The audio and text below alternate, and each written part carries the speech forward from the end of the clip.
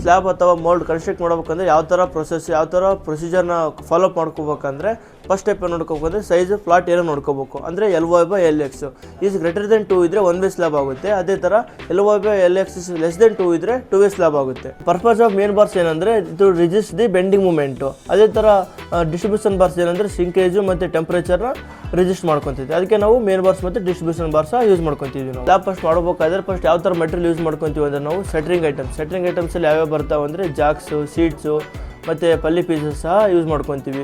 First step ಏನು ಮಾಡ್ಕೋಬೇಕಂದ್ರೆ ಸೆಟ್ರಿಂಗ್ ಮಾಡ್ಕೊತೀವಿ. ಸೆಟ್ರಿಂಗ್ ಅದು ವಿತ್ ಫ್ಲಾಟ್ ಏರಿಯಾವರೆಗೂ ನಾವು ಸೆಟ್ರಿಂಗ್ ಮಾಡ್ಕೋಬೇಕಂದ್ರೆ reinforcement main bars distribution bars correct equally distribute ಮಾಡಬೇಕು.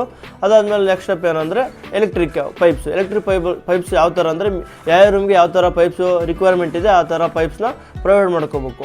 ಎಲೆಕ್ಟ್ರಿಕ್ ಪಾಯಿಂಟ್ಸ್ ನಾವು ಕವರಿಂಗಲ್ಲಿ 2 ಟೈಪ್ಸ್ 20 mm ಬರುತ್ತೆ, 25 mm ಬರುತ್ತೆ. ಅದೆಲ್ಲ ಕವರಿಂಗ್ ಆದಮೇಲೆ ನಾವು ಕಾಂಕ್ರೀಟಿಂಗ್ ಹಾಕ್ಕೋಬೇಕು. ಕಾಂಕ್ರೀಟಿಂಗಲ್ಲಿ 6 ಇಂಚ್ ಬರುತ್ತೆ, 5 ಇಂಚ್ವರೆಗೂ ಕಾಂಕ್ರೀಟಿಂಗ್ ಬರುತ್ತೆ. ಅದೆಲ್ಲ ಕಾಂಕ್ರೀಟಿಂಗ್ ಎಲ್ಲ ಆದಮೇಲೆ ನಾವು ಫ್ಲಾಟ್ ಏರಿಯಾವರೆಗೂ ಕರೆಕ್ಟು ಇದು ಮಾಡ್ಕೋಬೇಕು.